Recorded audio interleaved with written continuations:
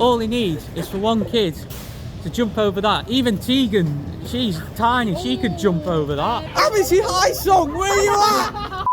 It is the first day of the 2024 season here at Blackpool Pleasure Beach, that being the full 24 season as it is. How on earth did I manage to get the year wrong and not realise? Jesus Christ. Welcome back to Thrillnet. It's been probably the worst close season ever for the theme park industry. I mean, King Dakar got imploded yesterday, what else do I need to say? But we're back and we're very happy to be back. We've been in guest services already to get the easy pass, and there's good and bad news I have for you. The good news is they've introduced a self-service machine where you can now print off your e-ticket, so you can get paper e-tickets. So, well, you could, but you had to wait in the queue. Not self-service. So yeah, instead of queuing up now, you can just go in there and do it straight away. Scan your e-ticket and get it printed.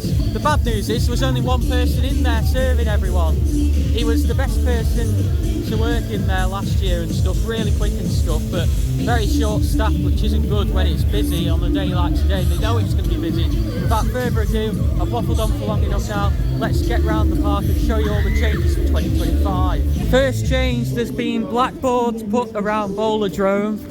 I showed this sort of briefly a couple of weeks ago. Yeah, this is rumoured to be, the latest rumours suggest it could be being used for new holiday apartments. Sign for River Caves. We've also got a new River Cave sign. Obviously the park put out a statement a couple of weeks ago hinting that they're reimagining it. So there we go. Our first ride of the 2025 season is going to be Icon, but Grand Prix is now completely gone. Bradley and Bella's learning garden over there is getting redeveloped though. It might even be open today. But they put these temporary fences down, which isn't ideal because someone could easily jump over then. You need the fences sort of like that height, like those permanent ones down there. All he needs is for one kid to jump over that. Even Tegan, she's tiny, she could jump over that. Like, it's not very good at all. Another of the ride that was mentioned in Pleasure Beach's recent statement was Red Arrow Skyforce, which we're not getting on this season. It's going to be closed. We're not sure if it's going to be closed forever, but rumours suggest that it could be. Now, the sponsorship for Red Arrows was acquired in 2015, and sponsorships tend to have like a 5 to 10 year licence, so chances are this has run out and they've chosen not to renew it, and they're either re-theming it or getting rid of it for good. But they've said that they'll announce more later in the season or just later at some point, so we'll just have to wait and see what happens with that one. Icon was very good though, running really well. That ride just seems to get better and better with age, so yeah, really enjoyed that. Steeplechase has just opened, 12 o'clock. We're going to be one of the first to ride it at 2025. 3 lanes. So yeah, 3 lanes, and it doesn't often run 3 lanes, and it needs to. I know, the only thing on full capacity, big one's on 1, and its queue's ridiculous. This needs to be on 3 though, because this thing's capacity, I can't think of many coasters with worse capacity, to be honest. Look how busy the big one is, guys. We're up Revolution now. Yeah, really busy. I think it's busier than the expected. I think it's busier than they expected today. Could do to be on 2 on opening day, big one really. 1 hour later. Alright guys, we're just about fit on the Pleasure Beach Express. Behind me, we've got Tegan. We're currently sat in the disabled carriage because the train is still full. Remember last year when I used to talk about how there weren't enough carriages on this train? It's too short. There's still... They haven't added any, they've took one away. They added one at the end of last season. They've took one away again. It's not good enough capacity for the amount of people that come on this park. So yeah, we're all having to sit in the disabled carriage. There's 6 seats, but if I spin you round, we've got Coaster Crazy. What other channels have we got, Josh? Oh, sorry. We've got Coaster Crazy, Andy. Yes, we've got Coaster Crazy. We've got Cycling Coasters. and Adventure Me. So yeah, brilliant. That's the joys of opening day. Yeah, three of these channels. You know, loads of enthusiasts come on with them. YouTube. I've been watching just Coast and fanboys. Crazy since like 2016, which is when I became an enthusiast. Yeah, absolutely awesome. But yeah, I just wish they put more carriages on this train. I tell you what though, sitting backwards, you get some very unique views, so that's something. Because obviously you can sit backwards, like. That'd be nice if big one. Yeah, it'd be nice if big one was going up the lift hill right now. But yeah, it's cool because the train obviously used to go this way around the track. It used to go the opposite way round to what it goes now, and then they changed it about 15 years ago. So yeah, it is cool to sit on it backwards because you kind of get those views that you would have got back in the day. Yeah, absolutely massive shout out to the guys there on the Pleasure Beach Express. It was mental that. Adventure Me came up to us and recognised both me and Josh, and it's in our channels. I've not checked out Adventure Me, but I heard it's a very good channel, so I'll have to check it out. And then next second, Coaster Crazy's there, and also Dive Loop Coasters as well. That's what the other guy's channel's called who was with us. Obviously there's three of them. Yeah, honestly, it's mental. Like, obviously, there was the thing last year at Fort Park when Jack Silkstone recognised me, and then Coaster Crazy and Adventure Me, whose channels are also absolutely massive. It's crazy. It's crazy when things like that happen. Thank you so much to you all. Go and check out the vlogs, as they are all filming vlogs from today. But yeah, highlights of opening the closing days and just other enthusiast gatherings that. Next up we're going on Big One. It's been busy all day, but I think it might quieten down a bit now.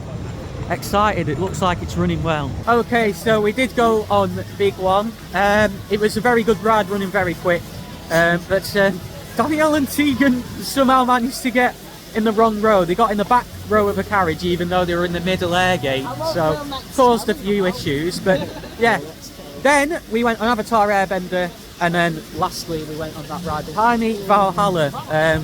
Luckily Josh behind me offered to go in front, so we weren't going to get front, but some other guy got it anyway, and he ended up getting second row. I got third row. Now normally the second row tends to be wetter than third row, but these guys have come off remarkably dry, whereas me and Danielle got quite wet on theirs, especially considering we kept our bags with Tegan, who didn't want to come on, and normally when you don't take your bags on Valhalla you don't get nearly as wet.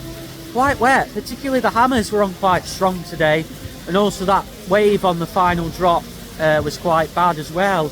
So whether they turned the hammers up a bit, I'm not sure. The vortex wasn't too bad, but little effects update for you in terms of 2025. Everything was working apart from the 3 out of the 4 fireballs at the end. Only the big fireball on the right just before you come out was working. The ring of fire was on though, but apart from that it was very good. Minecraft arrows were on, hammers, log, everything. So yeah, I did enjoy that ride, but I'm definitely glad I wasn't on front, because that would have been a really bad front row ride if we're on that. So yeah, running wet Valhalla this year, but good effects wise for now. Obviously Pleasure Beach also said in their statement that Grand National is going to be closed for the early part of the season while it has some renovation ready for its 90th anniversary, and we anticipate there's going to be a celebration for that later this year. I'm guessing a party similar to what they did for Big Dipper. But yeah, I'll keep you updated on that as the season goes on. It's a shame we're not getting on the Nash today, as it is the best wooden coaster at this park, but I look forward to getting on it soon. Hopefully back on 4 trains again, because it wasn't on 4 trains much last season at all. Just to show it quickly, obviously Launchpad is going to be coming back this season, obviously formerly known as Ice Blast. It's had its whole repaint and whatnot from white to blue. The head's back on, obviously the Union Jack flag, and that scaffolding I imagine will be coming down soon. Josh has done a whole series of updates on that. Theme Park Mads, check those out for a more detailed look at Launchpad, so to speak. The temporary fences on Grand Prix that I showed before continue round the corner down this path between Big Dipper and the steps up to the Pleasure Beach Express, so you can see right into the site. But as I said, anyone could climb over them. But yeah, I'll do a full update on Grand Prix tomorrow, stay tuned for that. I'm going to try my best to get the vlog up today. Saturday the 1st of March as the parks opens, which should be doable. The learning garden's back open, by the way, as well, some of it. You can't go to the old bench where I've filmed the Grand Prix rails, the copper rods when they were getting taken off near Icon.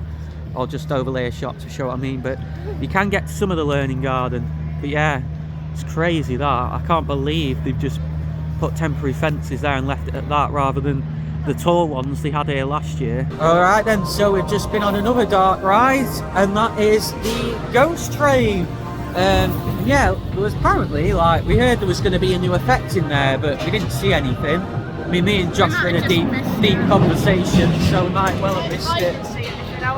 But yeah, we'll have to go on there again tomorrow. We are back tomorrow. It's actually the first time. I've been doing opening days for 6 years now, and this is the first time I've actually done the proper, like, full-on enthusiast opening weekend. The only element of it I'm not doing this year is the whole Wetherspoons Velvet Coaster. It's not an enthusiast. That's just due to I've got, you know, that's just due to family reasons. I won't go into detail or anything, but yeah, I'll be doing that on closing day. I won't vlog that or anything, but that'll be an interesting experience. I don't drink and I have no interest in drinking, but it's just more time to spend with friends and people, you know, familiar faces and whatnot. Speaking of which, shout out to those who we've seen today. Amity High Song, where you at? Bring back Pritchard Campus for 2025! What a banger! Sorry guys, I'm getting distracted. This song is a banger that was in my favourite ever theme park show. Big up to all the Ents team. I'm sorry if you've lost your jobs and that. Check out my video for that. But in the meantime, just want to say thank you, Coaster Crazy. Thank you, Adventure Me. Thank you, I think, Dive Loop Coasters. Thank you to Josh, who we've met up with as well before. Obviously, Ben Jenkinson, the roller coaster. Absolute legends. We're ending the day on an absolute banger. It's been really good today. There's been some issues with capacity. It's been great to see all the updates around park. There'll be a Grand Prix update coming out tomorrow. And yeah, it's been brilliant to be back on park. And with that, to check out my video about the Ents team, which is very appropriate for this song that's playing now. Obviously, there's been a lot of issues in Merlin. Click the video on the right side of your screen. And for more things theme park related in the UK and beyond, click the icon in the centre of your screen to subscribe. I'm Ben, you've been watching ThrillNet. Thank you very much, and I'll see you in another video very soon.